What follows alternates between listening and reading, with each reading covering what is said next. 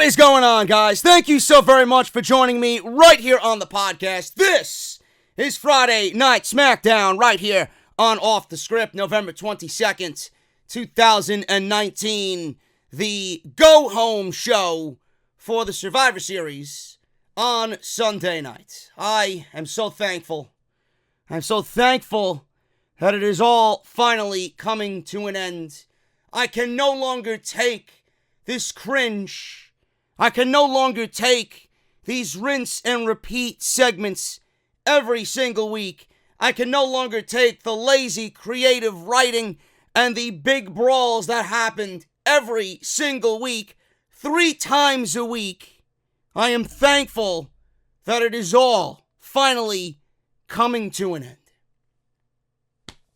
Folks, if you missed tonight's SmackDown, but you caught the other 3 or 4 weeks of this lame, lazy build for the Survivor Series, I'm here to tell you that you did not miss a single thing. Just go based off what you've seen already. Tonight was the exact same thing, but on a bigger scale, and WWE thinks that they're getting people excited about the Survivor Series. I am not. I'm excited to see how WWE goes about these 5-on-5-on-5 matches. I'm excited to see these triple threat matches because I know that they will ultimately deliver by the end of the night. I'm excited to see how they book Daniel Bryan and Bray Wyatt and if there's going to be red lighting. I'm excited to see what Rey Mysterio is going to do in the middle of a no-holds-barred match with Brock Lesnar. I am not excited about the build for Survivor Series. I'm excited for the end product, but I don't like how we got there. Now, tonight on SmackDown, NXT, Raw, and obviously SmackDown rosters were going head-to-head. Obviously, the doors were going to be left wide open because Triple H mentioned on NXT that the doors will be wide open on Wednesday. So SmackDown was doing the same open-door policy on SmackDown tonight. So obviously, we got the Survivor Series build. We got a brand new Intercontinental Championship, and the old one is no more. I have my own conspiracy theories on why WWE got rid of it. I got my own theories as to why WWE gave us a new Intercontinental Championship, which looks absolutely stunning, in my honest opinion. But it all goes back to the same thing that we always say. WWE does not respect legacy. They do not respect legacy. And we'll go over that and my thoughts and opinions on the new Intercontinental Championship. Bray Wyatt and Daniel Bryan. Daniel Bryan tonight in Chicago wanted to summon the Fiend. He wanted to summon the Fiend. For what? I don't know. Maybe a sit down over a slice of pizza. Maybe a sit down over the last cheesecake and Titus Catering. I don't know. Maybe he got done playing Final Fantasy VII and he summoned Knights of the Round fucking Table. The fuck are you summoning in Chicago? I don't want anybody to summon Bray Wyatt. I'm actually tired of Bray Wyatt. Enough. Daniel Bryan and Bray Wyatt will go over the rinse and repeat segments that WWE always gives us with Bray Wyatt, and why I do think some of it was very intriguing. We'll go over the segment, Daniel Bryan finally embracing the yes chants, and the very cool and calm, collected way that Bray Wyatt snuck into the ring to stare down Daniel Bryan. So we'll go over all that today right here on the podcast. Guys, if you missed Off The Script, which was uploaded earlier today, it was a banger. It was an absolutely fire episode. If you guys missed it, I'm sorry. But if you guys missed it, it's live on the channel right now. Make sure you guys go and check all that out. That was uploaded around 3:30. We are nearing 17,000 views on that podcast already. Thank you guys so very much. We talked about CM Punk and his debut on WWE Backstage. We talked about how Seth Rollins did not listen to CM Punk's words of wisdom at the end of that particular Backstage episode. We went over everything regarding CM Punk's return, what WWE thought of it, how they were very displeased with the ratings that WWE Backstage brought in with CM Punk on it, and why I think they are a bunch of nearsighted fools. And we also go over the big Jim Cornette story him being fired by NW, or he quit. He was fired, he quit, whichever way you want to go about it. He is no longer working with NWA. He is now no longer a part of NWA Power, so we go over that as well. Jordan Miles, we talk about that. We go over the ratings for NXT and AEW. NXT finally beat AEW in the ratings this week. All of that, plus so much more on the podcast. Make sure you guys go and check that out. Links for that and everything else this week will be linked down below in the description of this very video. Follow me on social media at JD from NY206. That's on Twitter and Instagram. It is very important that you guys follow me on Twitter because I'll be live tweeting all weekend for this big WWE pay-per-view weekend. We got SmackDown tonight. We got TakeOver on Saturday night. We got Survivor Series on Sunday. And then we got Monday Night Bore on Monday. So I'll be on Twitter live tweeting my in real-time reactions during it all. So make sure you guys go and follow me on Twitter at JD from NY206. Same thing on Instagram at JD from NY206.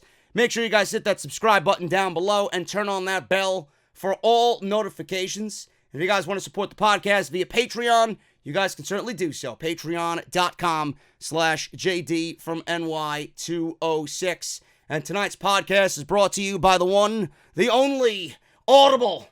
audibletrial.com/off the script. Make sure you guys go out there and show some support for Audible. They're going to give you 30 days free of their service.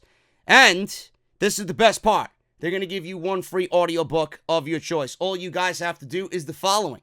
Use our link. Sign up. It's absolutely free. Download the app on your iPhone or Android devices. Also, absolutely free. You're not going to be billed at all. You're following me?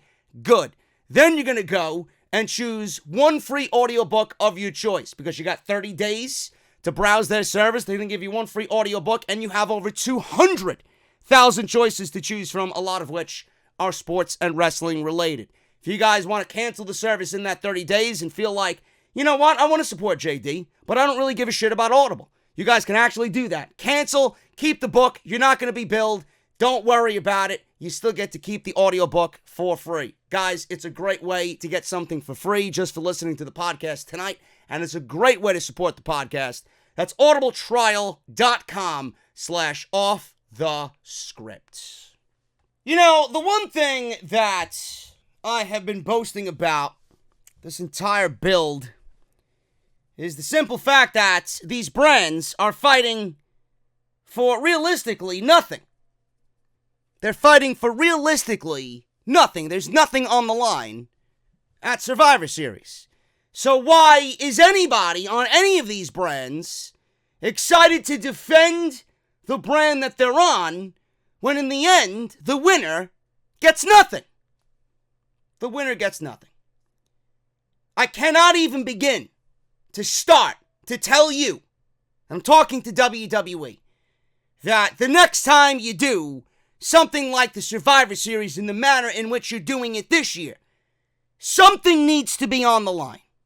Something needs to be on the line. Whether it's a draft pick at some point next year, have them utilize it whenever they want. Raw or SmackDown, they get their pick of the litter from NXT. Whether it's the main event of WrestleMania, the winning brand, whoever accumulates the most wins at the end of the night gets the main event, WrestleMania, whether it's the Universal Championship or the WWE Championship, maybe something to do with the Royal Rumble, something. These brands need something as far as a winner's purse at the end of the Survivor Series evening. To watch all of these wrestlers in the most comically bad way that you could imagine, standing in the back, being addressed by Baron Corbin and Roman Reigns as if they're going to war. They're riling up the troops. But what are you going to war and fighting over? Brand supremacy? Becky Lynch in one fell swoop said, fuck your brand supremacy. I don't give a shit. So if you got the face of the company saying she don't give a shit about brand supremacy, then why am I going to care about brand supremacy? I don't. I want something to be on the line for the winning team. I don't give a shit what it is. Go and do it and make it happen next year. Because obviously this year is too late. So, SmackDown opened up in one of the most cringe-like segments I've seen all year. These unorganic, unnatural emotions emanating from the roster. Overexcited about what? About what? Half of these people aren't even going to be in the Survivor Series. Why the fuck do you care? So we got everybody standing in the back. Looks like they're right outside the loading dock. The garage, where they let all the vehicles in for the Allstate Arena. Baron Corbin, because I refuse to call him king. He's the king of fucking nothing. Yes, I'd like actual pickles, tomato, and lettuce on my hamburger. Don't put it on the side. And no sauce, please, with extra cheese. Burger King, Baron Corbin. Baron Corbin along with Rudolph, Robert Roode, and Dolph Ziggler. Two fucking cretins, two goons, stepped onto the platform to address all of his minions on SmackDown. Roman Reigns then stepped up and said that Raw and NXT wrestlers are surely headed this way to SmackDown. They're surely headed this way, right, Roman? They're already in the locker room, ready to go in their wrestling gear. Who are you fooling? So, they're not going to act like a coward, like Baron Corbin would. He had Chad Gable and Mustafa Ali with him because that was their cheap plug for the main event this evening that I gave zero shits about. So Reigns opened the garage door to the Allstate Arena. And he indicated that they're not going to get caught by surprise or even resist. He said they're going to let them in and whoop everybody's ass. Baron Corbin said this is a stupid idea. No, Corbin, what's stupid is your crown and your fucking cape that you got at Spencer's on sale in the Halloween bin for about $4.99. Stupid idea, says Baron Corbin. Reigns says, you're the one wearing a crown. So Sasha Banks jumped up on stage. Always a pleasure to see Sasha Banks. I could watch Sasha Banks for 2 hours and not watch any of the rest of this show. Sasha Banks told everybody to shut up. She said the boss waits for no one, and the SmackDown Women's Division is ready to take care of business right now. Cheers from all of the scrubs that will not be participating in said Survivor Series. Cringe. Cringe. What are you rallying the troops for? What are you fighting for? What is the end prize at the end of Survivor Series on Sunday? Nothing! Like I said, it's probably the last piece of fucking pumpkin cheesecake in Titus Catering. And you're gonna have the one brand who wins fighting over the fucking morsels of said cheesecake. So Sasha Banks walked to the ring with Nikki Cross, who was the last woman to qualify for this team. She actually had to qualify, unlike Carmella and Lacey Evans, by the way. So she walked to the ring with Nikki Cross, Carmella, or I guess Carmella advanced to the fucking Survivor Series team, right? She teamed with Dana Brooke. It was Lacey Evans who got a free bye. I wonder why. Lacey Evans, Dana Brooke, Carmella, Nikki Cross, and Sasha. SmackDown 5. She said, this is their ring now, and their show. I don't know why anybody in WWE writes this cringe-like garbage. Honestly, if I'm a fan, and I mean this wholeheartedly, I hate this build. It's nothing more than just a headache. That's all it is. It gives me a fucking headache thinking about this shit. I love Sasha. I do. I love everything about that woman. But having her be a face of this division as a heel, okay? She's a heel. Or what I am to believe is a heel, even though you can change her theme music and you can change her attitude and you can change Bayley's attitude. It's not going to make me boo Sasha Banks and Bayley because I love both of them and I think that they deserve everything. But you got Sasha Banks as a heel in the ring, and you have her telling the Chicago crowd, who I think is a little bit more smarter than the average crowd, this is our show and this is our ring. Why are you going to have her and her team go out there and say that as if I am supposed to cheer only SmackDown because this is their show and this is their ring over NXT or Monday Night Raw. Now, I'm not going to cheer Monday Night Raw for anything. I hope Monday Night Raw fucking dies 1,000 deaths. But why would I end up cheering SmackDown over another brand is my point, all because you have Sasha Banks, who is a heel out there, stating that I should do what she says. It's stupid. It's absolutely stupid. In fact, I'm taking NXT all day, every day. Sasha called the Raw and NXT women's division to the ring, or the women's teams to the ring. Don't be bashful. We're ready. So out comes the android, Charlotte Flair. My moonsault is terrible. Charlotte Flair walks to the ring. She walks out along with Asuka, Kairi Sane, who has developed a love for backwards baseball hats all of a sudden, Sarah Logan. Who? Oh, the one that's married to the Viking. Oh, that guy, that's Sarah Logan, okay. And then we got Natalya, the one who was supposed to get a women's tag team title match, but didn't because she had a personal emergency and was given to Becky Lynch. That Natalya. Charlotte thanked Sasha Banks for opening the door for them. I don't know why I'm doing this. It's like I'm fucking summoning Satan or doing the Kane, fire from the ring post deal. So she thanks Sasha Banks for opening the door for them, but they would have kicked it down anyway. Oh, really? Really? You would have kicked it down, or were you going to moonsault the door?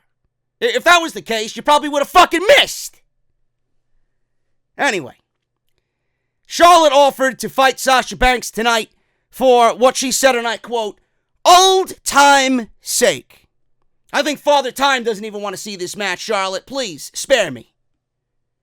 So then NXT wrestlers came out, and we got Slipknot playing on the PA, which is always a good deal.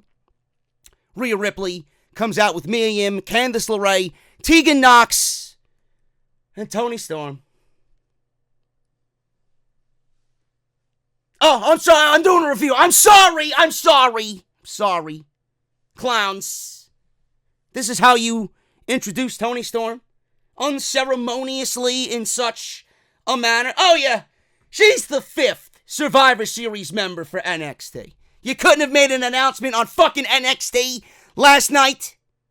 Or Wednesday, whenever? Right? You couldn't have made an announcement. You gotta just unceremoniously usher her out there as if people are supposed to know who she is. Give me a break. This is one of the future faces of this entire fucking division, and it's treated as an afterthought. This is why I complain. Nothing is treated as special. Nothing. So we got all 5 of these women out there, and Rhea Ripley suggested that they have a captain versus captain match.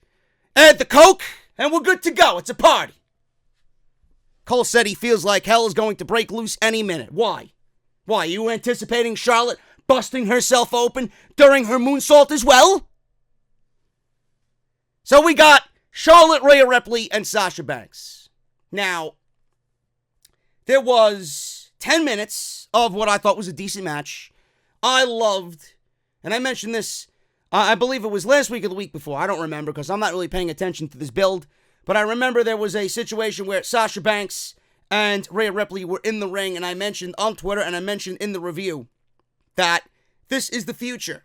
This is what I want as far as the women's division goes. These two attitudes, these two women carrying the division, this is the action I want to see. This is the feeling I want when I watch WWE women in the ring.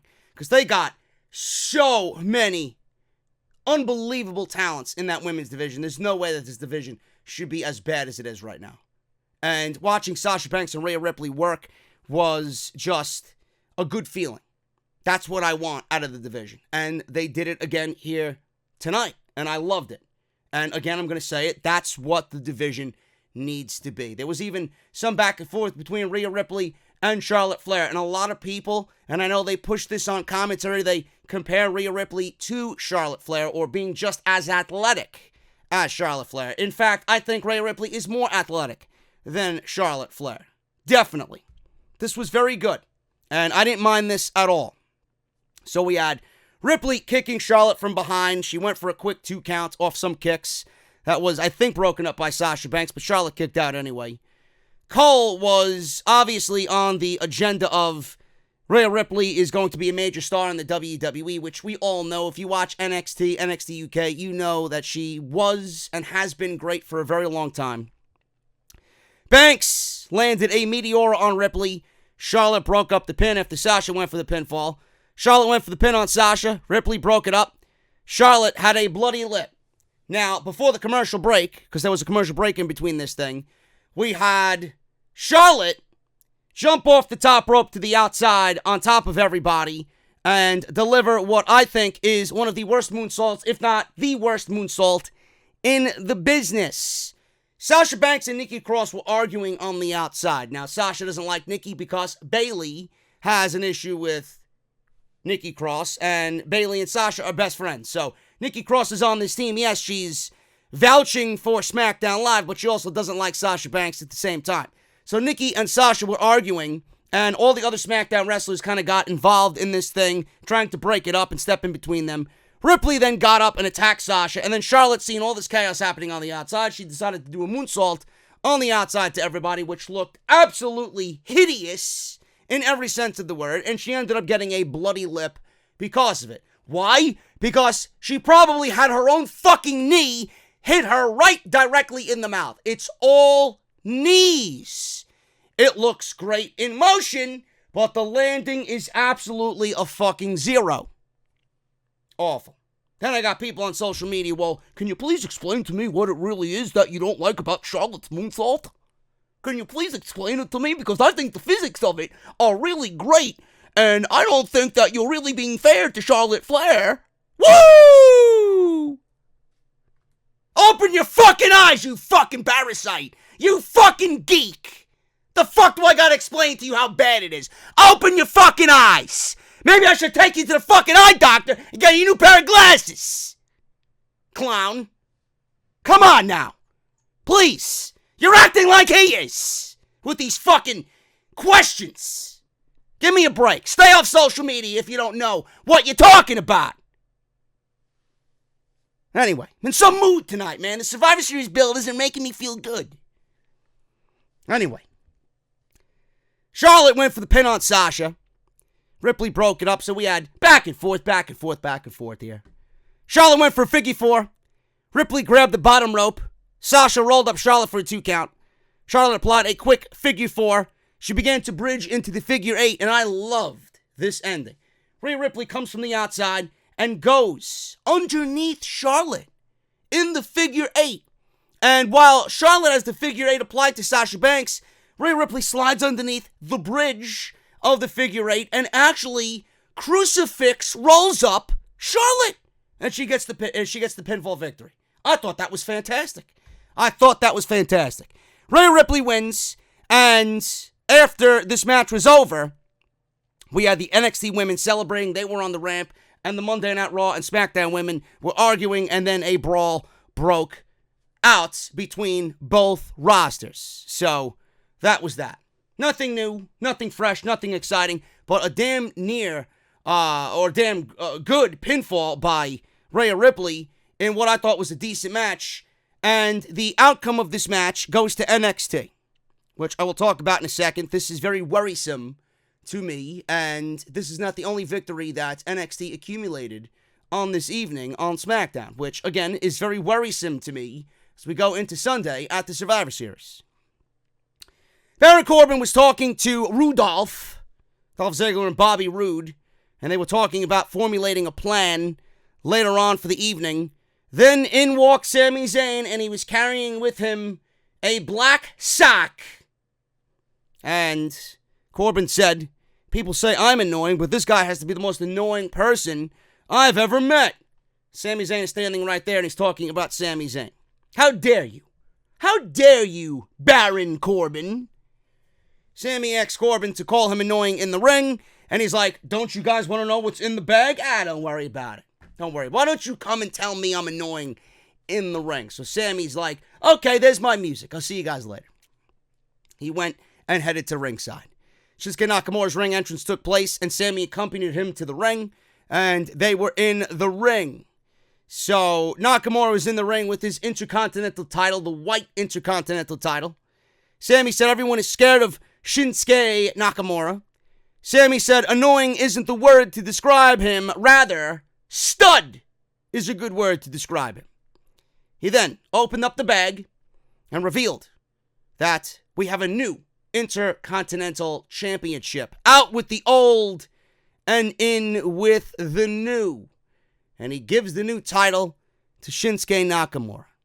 Sammy said about Nakamura that Nakamura is guaranteed to be champion after the Survivor Series with said title.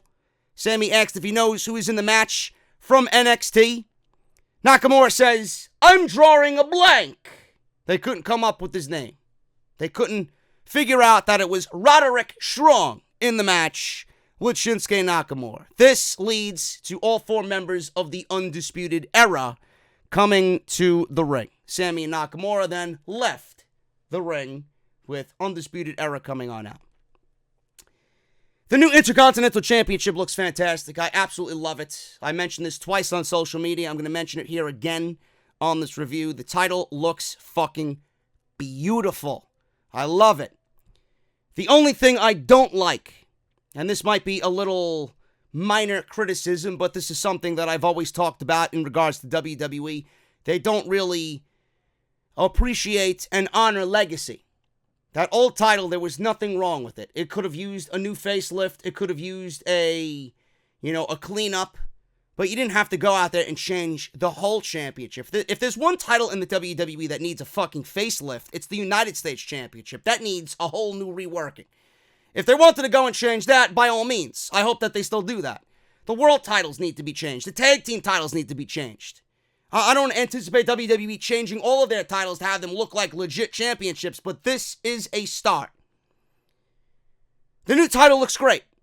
It's got NXT vibes to it. In fact, I would actually go out there and say that this looks better than any of the titles in NXT proper. Now, I think the best looking title in all of WWE is the NXT United Kingdom Championship, but that's my personal opinion. This has NXT vibes to it. It looks fantastic. And I love that they actually went out there and made the championship look like a legit championship. Now, that's step one. I want my championships to not look like fucking props.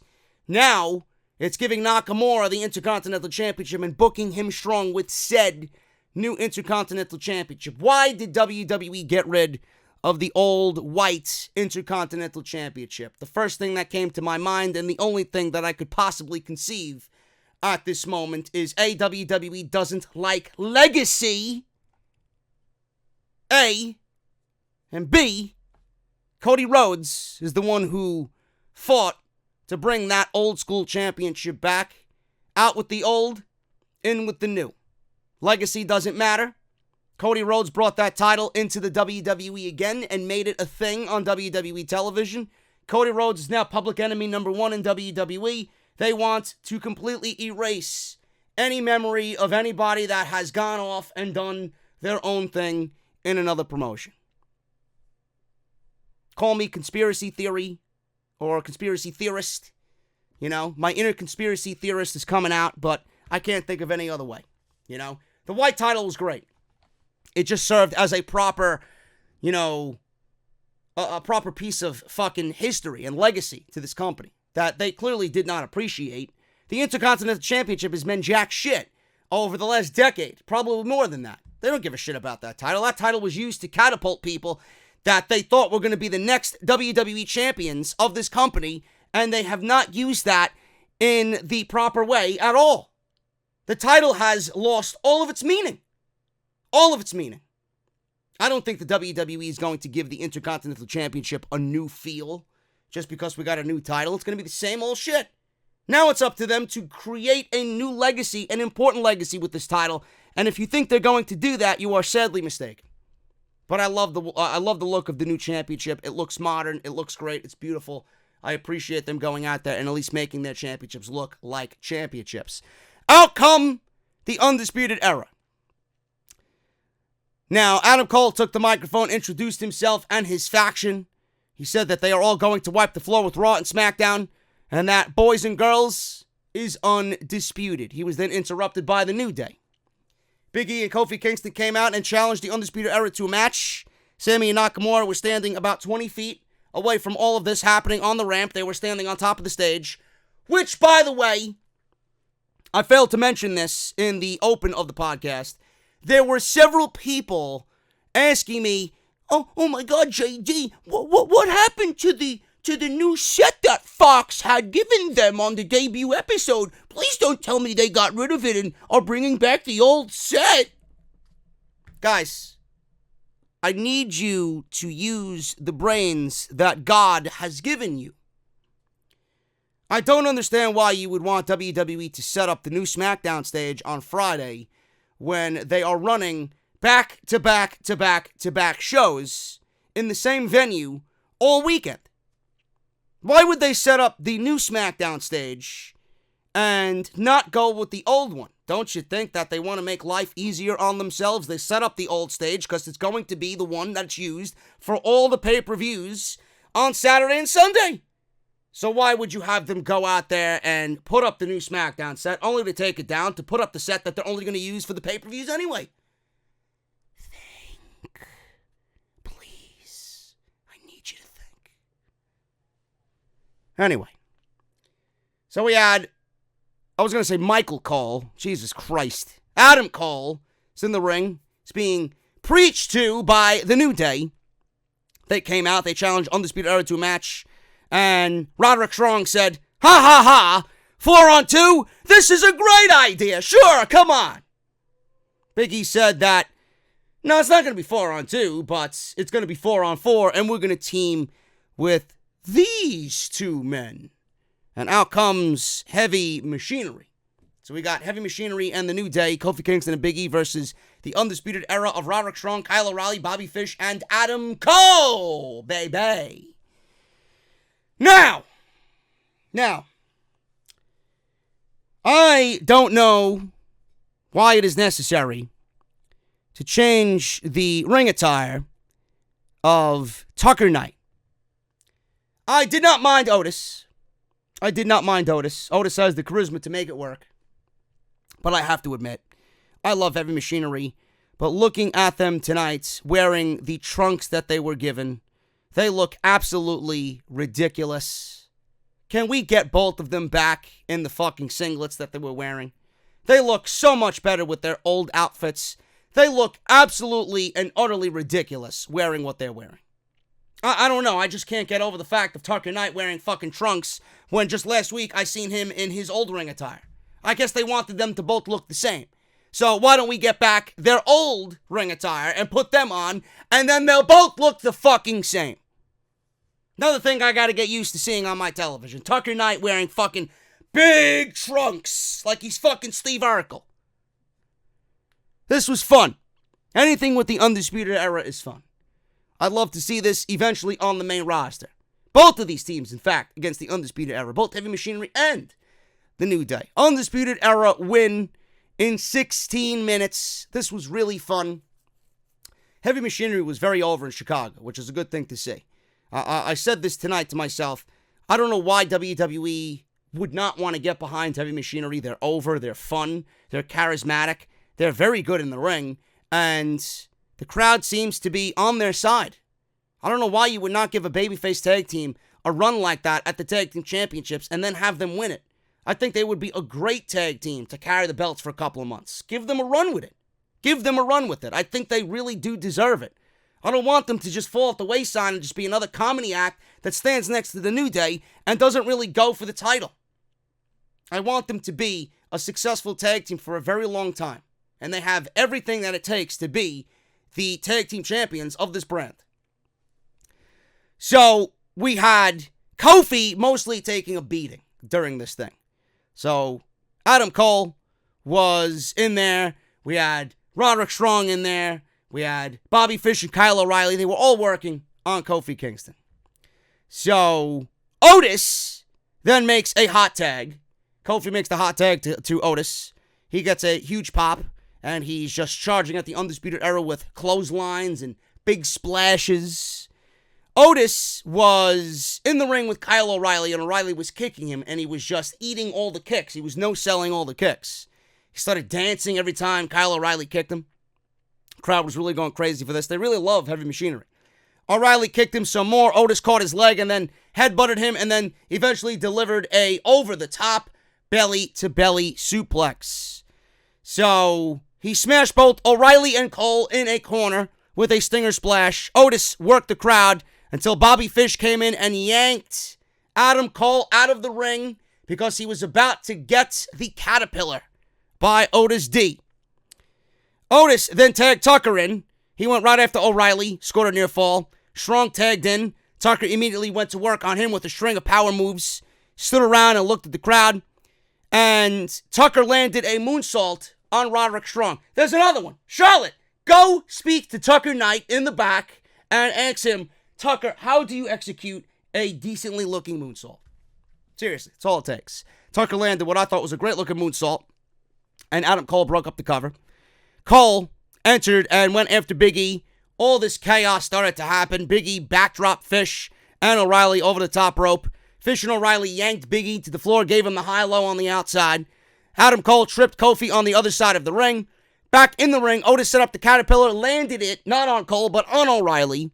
Strong surprised Tucker at the end because they were both the legal man. Strong was the legal man, and he came in with a running, high, jumping knee, knocked Tucker Knight out, and the Undisputed Era wins this 8-man tag. Fun match. Undisputed Era won, so that makes 2 NXT wins tonight on SmackDown. Now, I said I'm a little worried going into the Survivor Series because I do not think, and I know that it should be the case, believe me, I know that it should be the case that the Undisputed Era and everybody on NXT gets victories.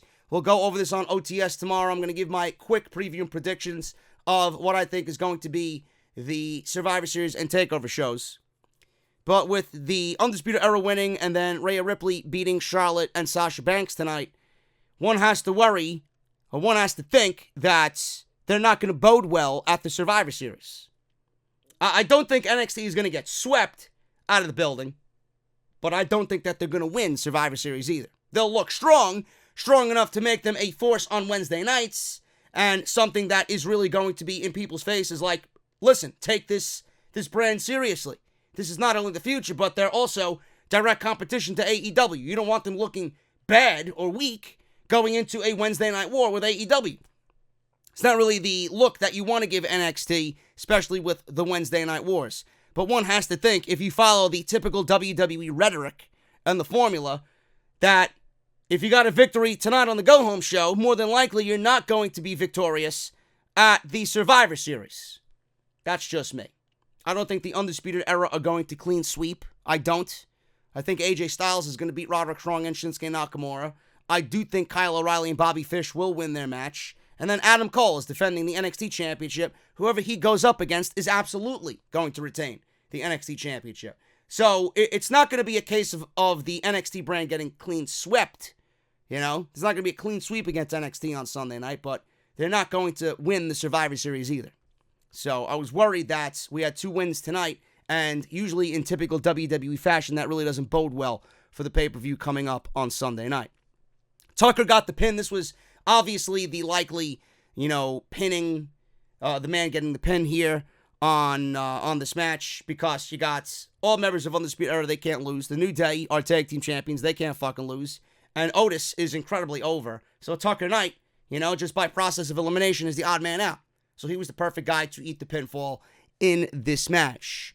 Strong and Nakamura were on stage during this entire match. Or not Strong and Nakamura, Sammy and Nakamura. Roderick Strong eventually went to go brawl with Nakamura on the stage, and then AJ Styles leapt out of nowhere, probably came from behind the curtain, and they brawled on the stage until Sammy hit Styles with a chair twice, sending Styles off the ramp, and then Sammy hit Strong with a chair over and over, and the rest of the Undisputed Era ran up the ramp and chased Sami Zayn and Shinsuke Nakamura to the back as they went to go aid Roderick Strong. So we go to commercial. Styles, Gallows, and Carl Anderson were on the stage. They stayed there while the Undisputed Era went to the back. Sammy and Nakamura went to the back. So Styles asked if Chicago enjoyed what they saw. They cheered, obviously. He said Chicago was depressing. It's one of the most depressing cities in all of America. He said that they wouldn't know entertainment if it slapped them in the face. He said he's not going anywhere and he'll remind everyone who they are. So clearly, there were CM Punk chants aimed at AJ Styles. Styles then acknowledged the CM Punk chants, and this is just the tip of the iceberg here for Survivor Series weekend in Chicago. There will be plenty of CM Punk chants in Chicago on Sunday night. Styles said about Punk, "I would mop the floor with him." Anderson then said, "If you mess with one of them, you mess with all of them." Styles says that Roderick Strong, "You'll get your 15 minutes of fame on Sunday, but it will do you no good. They are the only club that matters. Mother lovers." Cringe. Now, you're probably wondering while all this was going on, why AJ Styles and the OC were standing out there doing this segment. Well, AJ Styles was not featured in this match. AJ Styles didn't have any, particular segment on this show to build towards his match, so they wanted to make sure that you all knew, watching at home, that AJ Styles was also a part of this Nakamura and Roderick Strong triple threat match at the Survivor Series. So it was pretty much AJ Styles not having anything to do, and they wanted him in a particular segment to sell his match on his own behalf. That's all that was. Daniel Bryan, he made his way down to the ring because he wanted to summon Bray Wyatt. Bryan threw a video package on the Titantron, and we've seen a video package on his feud with Bray Wyatt so far. Back live, he said he didn't come out there to chant yes or lecture them on climate change or play with puppets. I came out here to summon Bray Wyatt. He said he won't even pretend to know what goes on inside his mind, but Bray doesn't know what goes on in his mind either. He invited Bray to come to the ring and talk man to man, so they can get a lot off their chest and reminisce, maybe talk out any issues he has with him. If that doesn't sound like fun, they could fight as well. He said he won't be another name to cross off his hit list or another toy. The lights went out, and then the lights went off. Lights came back on, and nothing. We all thought that the Fiend was going to show up early in this segment. Bryan was alone in the ring, standing by himself. Fans were disappointed. Bryan mentioned mind games, huh? He called Bray Wyatt out again, and then out comes The Miz. And I could hear all your displeasure already. Miz entered the ring, and he told Bryan that based on his behavior last week, unlike him, he is a professional. He said last week he had to bite his tongue and hold back as he disrespected him on Miz TV. So Miz ended up calling him washed up. Bryan then interrupted and said he doesn't like him or care about him at all. Miz yelled that the feelings are mutual and that Bryan is weak and vulnerable. He said he hoped the Fiend tears him apart at the Survivor Series. He said he thought that he could help Bryan by pointing out his flaws. Instead, he slapped him to try and slap some sense into him, and they immediately cut to commercial break. I asked myself, and I actually yelled at my TV, you go to commercial break in between a Miz and Bryan segment, which is always money, and you go to commercial break after that? That seemed like a rush job if I ever seen one. So then we get back from commercial, and all I see is The Miz giving it kicks to Daniel Bryan. I'm like, okay, thanks for the heads up. So we got an impromptu match. What a terrible place to put a fucking commercial. Miz and Daniel Bryan, this one went to a no contest. Why? I'll give you one fucking guess. Bray Wyatt. Match wasn't anything new. Match wasn't anything fresh or exciting. It was the typical fucking Miz match with Daniel Bryan that we've seen already. So the lights went out. And as the lights were going out, Daniel Bryan was revving up. He was getting people behind him. And he was about to do the yes chant. As soon as he put his hands in the air, you didn't hear a single fucking member of that audience do a yes chant. Because as soon as he was about to raise his hand, the lights went out. Bray Wyatt was about to come on out. So Bray Wyatt, with all the lights going out, they kept this weird buzzing sound. You didn't hear the screeching of what you heard in his attacks. that ominous music that they played, that weird sound effect that they played. They didn't play any of that. Lights went out. The Miz was in the corner. Bryan was about to deliver the big flying knee. And the lights go out. And then the lights come back on red. And Bray Wyatt is sitting right where The Miz was. This was an awesome sight. This was an awesome sight. The Miz was sitting there, slumped over. And then the lights come back on all red. And Daniel Bryan is looking at Bray Wyatt, sitting in the same position that The Miz was sitting in just mere seconds ago. I thought that was an incredible visual.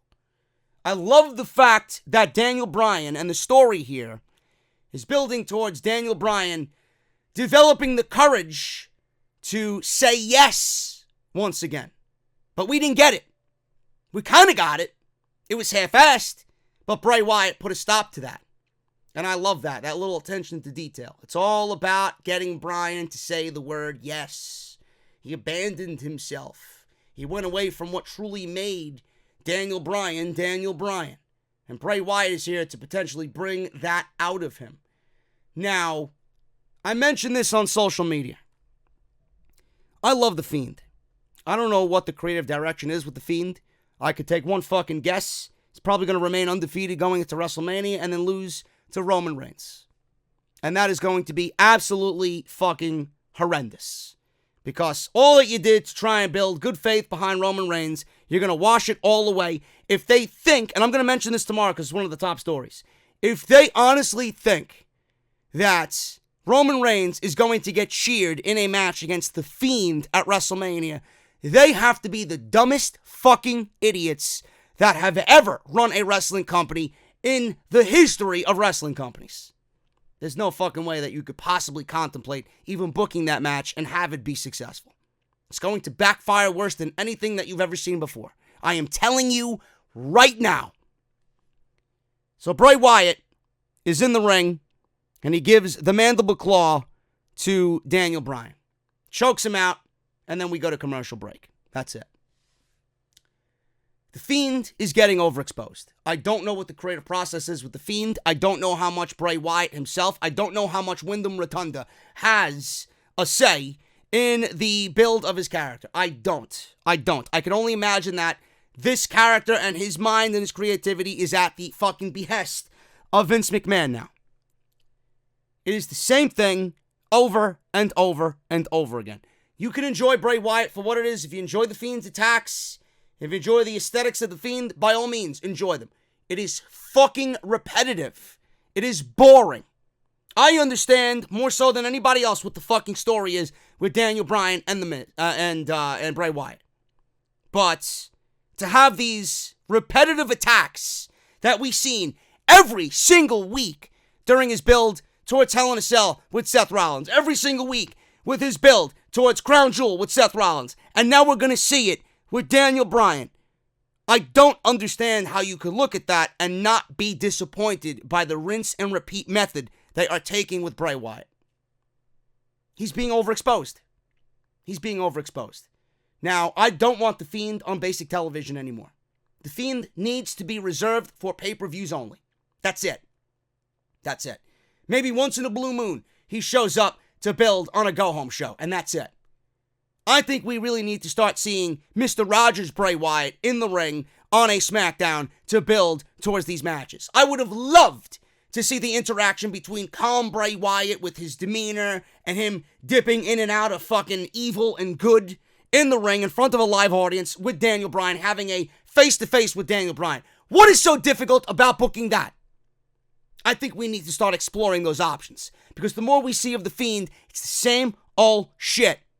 I don't know how anybody could get excited about what they're doing with Bray Wyatt right now. And it all goes back to Hell in a Cell, and they ruined Bray Wyatt with the Hell in the Cell outcome. Even though they gave him the Universal Championship, it doesn't feel the same. And I stated it that night on Crown Jewel, and nobody believed me. Now look at where we are. Rinse and repeat. I don't understand how anybody finds this exciting. And another criticism about this. WWE has a gold mine in a feud with Daniel Bryan and Bray Wyatt. Daniel Bryan brought Bray Wyatt to the best match of his fucking career at the 2014 Royal Rumble. Go back and watch it. If WWE is going about this in the manner that they are, they should be ashamed. And this is the typical WWE method of booking a championship match. The only reason why Bray Wyatt and Daniel Bryan is happening at the Survivor Series is because they feel that they cannot have a Survivor Series, a major pay-per-view, without Bray Wyatt, without the Universal Championship. I stated for weeks that Bray Wyatt didn't even need to be on this show. At all. Daniel Bryan should have led SmackDown against NXT, being that the story was set up on that first night against Adam Cole, Triple H, and Shawn Michaels. But here we are with him and The Fiend. The Fiend doesn't need to be at Survivor Series. All because everybody else has a championship on that show. The Fiend is not everybody else.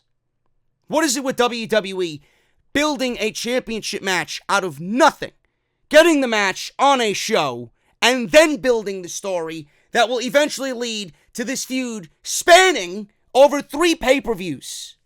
What happened to the old school method of telling the story, putting a number 1 contender in place, telling the story, giving us the title match, and then building the layers to the rest of the story that will eventually lead to another rematch? Why do we have to get a championship match materialized out of nothing just to put it on a show and then start building the story? It's like WWE does everything ass backwards. Now you know why I complain. Do I have a right to complain? Absolutely. Do I make a fucking valid point? Motherfucker, I make the most valid points in this goddamn community. You know I'm right. But you'll look at it as, oh, why are you so negative? I have to unsubscribe because you're so negative. If you don't like what the fuck I'm talking about, then you are missing out. And you are proving to yourself that you're a fucking idiot. None of this is exciting. None of it. Bray Wyatt's overexposed. He don't need to be at the Survivor Series. And what they did with this attack is rinse and repeat garbage. He'll be dead before the end of the year. If not already. Because I know many people that I know personally that have fallen out of favor with Bray Wyatt. And it's all thanks to WWE. Get rid of the red light, too. I don't want to see a Daniel Bryan match wrestle on the fucking red lighting. Shayna Baszler. She's in the ring. She said Bayley isn't getting the message. So here I am, not lurking in the shadows, in your ring, and I'm calling you out. She stood and stared at the stage. Bayley attacked her from behind. Baszler fought back and tackled Bayley. They started brawling at ringside. Bayley then slipped to the floor and tried to escape, but Baszler caught her with the Kirifuda clutch. Bayley broke free. She tried to slam Shayna Baszler into the barricade and into the ring apron. Bayley ducked down, rammed Baszler into both of those things, and then she rammed her into the barricade ramp side and escaped the Kirifuda clutch on 2 different occasions. Shayna Baszler looked pissed. She looked pissed. So we're going to see that match on Sunday, which I am looking forward to very much. Baron Corbin, Robert Roode, and Dolph Ziggler versus Roman Reigns. I was going to say, oh my God, I don't want to say it. Chad Gable and Mustafa Ali. We had Mustafa Ali come out with the Chicago flag. And he was cheered because he's from Chicago. This would have been a great moment to have him win a world championship in his hometown, coming out of a just horrible luck of a beginning of the year. But maybe next year. Chad Gable came out, and he got 0 reaction. Bray Wyatt got 0 reaction, by the way, as well in Chicago with the Mandible Claw and Daniel Bryan. I wonder why. Chad Gable got 0 reaction in Chicago. Now, why do you think that is? Because this guy got over in the King of the Ring tournament by being Chad fucking Gable. Then they put him in what looks to be a fucking Little League basketball team uniform, and then they expect him to get over with the crowd this weekend in Chicago, or a crowd in general anywhere they go. Meanwhile, instead of looking at him and fucking admiring him for the work ethic that he has in the ring, they look at him and laugh because he looks like a fucking bench player in the NBA. Give me a break. Baron Corbin and Robert Roode with Ziggler win in 9 minutes. Corbin gave Ali a deep 6 for the win. There you go. The less said about this, the better. It didn't fucking matter. After the match, Corbin wound up hitting Ali with his scepter. Reigns speared Corbin. Seth Rollins' music played. He led most of the Monday Night Raw scrubs. I didn't see Humberto. Where was Humberto in this charge for Monday Night Raw? Maybe he was out with Sin Cara. I don't know. Seth Rollins' music played. He led a group of Raw guys to ringside. He came through the crowd, old Shield style. Seth entered the ring. He circled Roman Reigns. Fans were chanting CM Punk. Ha ha! Please, comment with the CM Punk chants while fucking Doink the Clown is in the ring, please. Seth threw a punch at his friend Roman because it's the spirit of competition, right? Brand supremacy. Reigns and Seth brawled. The Raw wrestlers swarmed Ali and Chad Gable at ringside. They were getting beat down. SmackDown wrestlers ran out, led by Braun Strowman. We had an NXT chant, and NXT wrestlers were shown in the back being led by Triple H and Shawn Michaels on a fucking tank, like the Attitude Era, while they were storming WCW. This was awesome. This was as far as it went as far as being awesome. That visual was fucking great. The NXT guys come out. It's an unbelievable brawl. It's the same old shit that you've seen, rinse and repeat, all 4 weeks of this build. We had Keith Lee and Braun Strowman staring down in the middle of the ring, and Keith Lee could stare at anybody the way he looked at Braun Strowman, and I would probably fucking get excited about it. Keith Lee is fucking fantastic. I actually hope he's on the NXT team. In fact, I'm pretty sure he will be on the NXT team because he's fucking fantastic. He stared down with Braun Strowman. If that doesn't get you excited, that's all I needed. I could have done without the fucking 50 or so goons fighting at ringside. Keith Lee and Braun Strowman, that's all I needed. They stared at each other. We had two fucking guys, one from NXT and one from SmackDown. I think it was Heath Slater, and I think it was, I don't even know who the fuck it was. Probably Angel Garza, maybe. They received two big shoulder charges. We had a pounce to Heath Slater, and then Braun Strowman manhandled somebody from NXT. And then they started brawling each other, and then all the rest of the guys jumped on Keith Lee and Braun Strowman, and that's the way the show went off the air. If you missed SmackDown tonight, you didn't really miss much of anything. It was the same old typical build. All you needed was NXT on Wednesday. You got your fill there. But this was a very lame and very uninspired episode of SmackDown Live. Yeah, we got some fun matches. We got the Rhea Ripley triple threat with Charlotte and Sasha. We got the fun 8-man tag with the Undisputed Era, the New Day and Heavy Machinery. And we got the unveiling of the Intercontinental Championship. But there is a lot to be concerned about when Survivor Series is over. You guys can have your fun with Survivor Series now, but when we get right back to being regular old SmackDown on Friday, what are we going to do? What are we going to do? We're not going to have any Undisputed Era. There's not going to be any Keith Lee. There's not going to be any Tony Storm or Rhea Ripley or Shayna Baszler. All those men and women are going right back to Full Sail University on Wednesday. What are we going to do? Are we going to start developing story here with Bray Wyatt and Daniel Bryan? Are we going to overexpose Bray Wyatt some more to a point where nobody wants to see Bray Wyatt anymore? Maybe that's their fucking plan. Maybe that's the only way that we can get Roman Reigns cheered in this situation. Maybe this is all a calculated plan by WWE. I'm just not excited about Bray Wyatt anymore, like I used to. And, you might think I am critical about that or I'm nitpicky, but this is a serious situation. It is fucking repetitive. Every single attack. That cannot be the extent of this man's creativity. Cannot. We need to see Mr. Rogers, Bray Wyatt in the ring live in front of an audience more now than ever. Fuck the Funhouse. Bring the Funhouse live. Have him take a microphone and stare down his opponents while dressed in flannel. That's all I want. Or his fucking sweater vest, whatever the fuck he wears. We need something different. The more they continue doing the same shit with Bray Wyatt, the more it's going to just be something the fans are going to turn against. There was zero reaction to Bray Wyatt in that crowd when he delivered the mandible claw to Daniel Bryan. That's a scary situation. And not in the way that it should be. That's bad. It's really bad.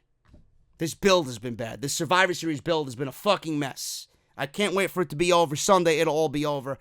Doesn't mean I'm not excited for Survivor Series. I'm just not excited for what WWE could have made into an epic build with NXT involved. But we all know why NXT is involved in the Survivor Series this year. It doesn't take a fucking brain surgeon to figure that one out. Guys, I'm getting out of here. I'm going to drink some hot tea tonight, rest myself. We got a big weekend coming up. Off the Script, part 2 of 301 tomorrow on Saturday. Make sure you guys go and check that out. That'll be uploaded in the early afternoon before TakeOver, so look forward to that. TakeOver tomorrow night. War Games, I'll be covering it on Twitter. I'll be right here with the review on YouTube as always, and then Survivor Series on Sunday night. Guys, follow me on social media, at JD from NY206. Hit that subscribe button down below. Turn on that bell for all notifications. Make sure you guys check out all the other content linked down below in the description. Patreon.com/JD from NY206. audibletrial.com/offthescript.